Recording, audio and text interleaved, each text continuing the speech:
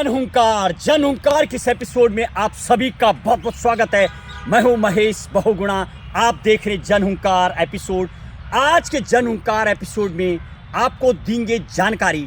यदि आप police station जाते हैं और एफआईआर पुलिस नहीं करती है और मना कर देते पुलिस, तब आपको क्या करना चाहिए और कैसे होती है एफआईआर, इसकी देंगे आज आपको विस्तृत जानकारी। और क्या कहा सुप्रीम कोर्ट ने एक कर्नाटका के केस को सुनते हुए, वो भी देंगे आपको जानकारी। इस पर क्या कहता है सुप्रीम कोर्ट, एक मजिस्ट्रेट के मामले और स्टेट ऑफ महाराष्ट्र के केस की सुनवाई करते हुए सुप्रीम कोर्ट ने भी इसमें एक अहम जानकारी दी है। बताएंगे आपको क्या होता है। यदि आप पुलिस स्टेशन जाते हैं एफआईआर करवाने के लिए और पुलिस जब मना कर देती है, तो आप जिला जज के यहाँ भी जा सकते हैं। जिला जज भी अपनी सीआरपीसी की धारा 156 क्लॉज 3 का इस्तेमाल करते हुए एसएचओ या पुलिस एसपी को ऑर्डर दे सकता है। और यही मामला जब सुप्रीम कोर्ट में पहुंचा तो क्या होता है इस केस को बताएंगे आपको विस्तृत से। और कुछ धाराओं की भी बात करेंगे, एफआईआर की बात करेंगे। 173 सेक्शन के अधीन एफआईआर दर्ज होती है और सेक्शन 175(3) क्लॉजेज के अधीन, और वर्तमान में बीएनएसएस के अधीन की जो धारा है वो भी आपको बताएंगे। 175(3) कभी देंगे आपको आज खास जानकारी। इस केस की यदि बात की जाए, केस है Sadiq B Hanjimani versus state of Karnataka का केस की खास जानकारी। एक मामला जब कोर्ट में पहुंचा, कर्नाटका के एक डिस्ट्रिक्ट यानी JMFC judicial magistrate first class ने एक एसएचओ को एफआईआर ऑर्डर करने के लिए कहा। तो ये मामला धीरे धीरे सुप्रीम कोर्ट कैसे पहुंचा। पहले जब ये कर्नाटका हाई कोर्ट में पास पहुंचा था, एक एफआईआर करवाने के लिए कोई जब सादिक पुलिस स्टेशन पहुंचे तो पुलिस ने एफआईआर नहीं की। उसके बाद जो जेएमएफसी है उन्होंने एसएचओ को ऑर्डर दिया यानी एफआईआर करने के लिए।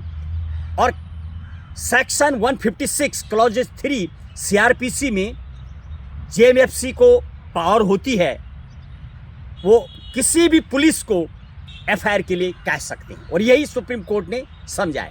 जबकि कर्नाटका हाई कोर्ट ने इसको बिल्कुल केस को क्वेश्चन कर दिया और इसको गलत माना, क्योंकि यदि पुलिस एफआईआर नहीं करती है तो जेएमएफसी को पावर नहीं होती है पुलिस को ऑर्डर देने की, ये कहना था केस में। और जब वो केस सुप्रीम कोर्ट के पास पहुंचा तो सुप्रीम कोर्ट ने पूरा क्या कहा, हाई कोर्ट का जो इसमें फैसला था उसको भी सेट असाइड किया। क्यों?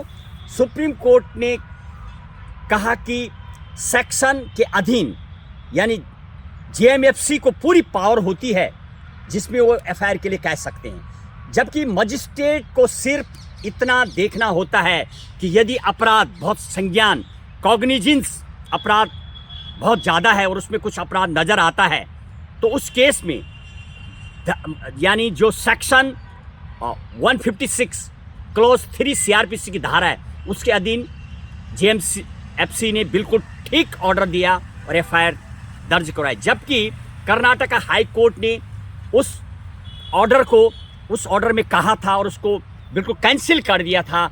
अब सुप्रीम कोर्ट ने ये धारा समझाते हुए ये भी कहा है मजिस्ट्रेट का काम ये जानना नहीं है कि अपराध कब हुआ क्या हुआ, लेकिन अपराध यदि नज़र आया तो उसका इस्तेमाल किया है। बिल्कुल सही किया। हाई कोर्ट का यहाँ पर फैसला बिल्कुल गलत बताया सुप्रीम कोर्ट ने। लीगल प्रिंसिपल्स की भी बातें की सुप्रीम कोर्ट ने, प्रिंसिपल लीगल को भी समझाया।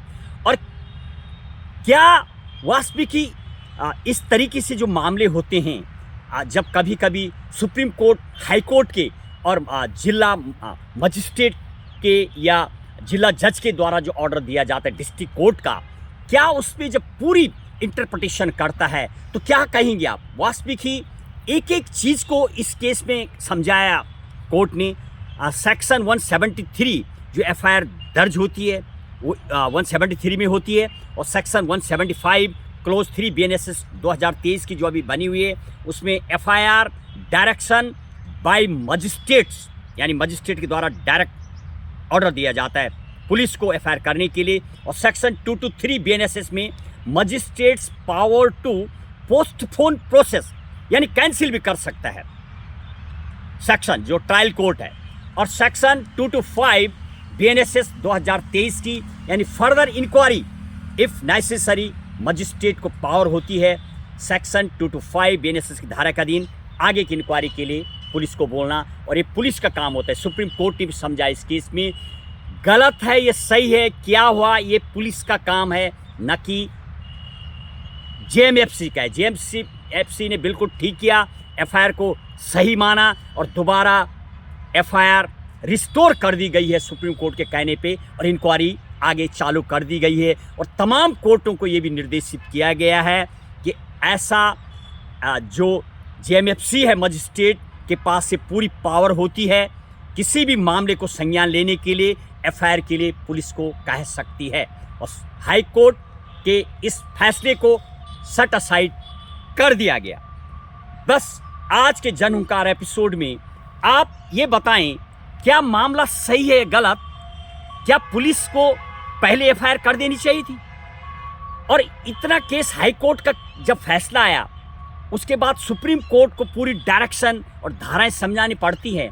कहीं ना कहीं शायद ये न्यायपालिका का आप सिस्टम देखेंगे तो मानो ऐसा नज़र आता है, एकदम जिस तरीके से परिवार का गार्जियन होता है, गार्जियन की सोच अलग होती है, और परिवार की जो मुखिया होता है उसकी सोच कुछ अलग, और जो आपके जैसे घर का बड़ा भाई होता है उसकी सोच अलग होती है, छोटे भाई की अलग होती है, अलग अलग अधिकार हैं। सुप्रीम कोर्ट इसी टाइप से समझाता है कि छोटे भाई को भी जब कोई अपराध होगा तो उसके लिए आवाज़ उठाने का अधिकार है, हाई कोर्ट को भी है।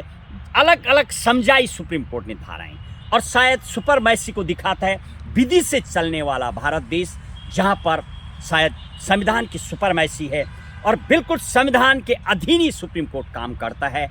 एक एक फैसलों को जब आप पढ़ेंगे, लगातार देते हम आपको जानकारी कि सुप्रीम कोर्ट फिल्टर करके समझाता है और हर एक की पावर को भी एक दिशा निर्देशित करता है। आपका क्या सोचना है इस केस को लेकर के? क्या हाई कोर्ट को जिस तरीके सुप्रीम कोर्ट ने सेट असाइड किया, यानी फैसले को पलटा, इस तरह से पलटना कहीं ना कहीं ये न्याय की प्रक्रिया को दिखाता है, सुपरमेसी ऑफ कोर्ट और संविधान की दिखाता है। बस इसी के साथ आज के एपिसोड में इतना ही। जय हिंद, जय भारत।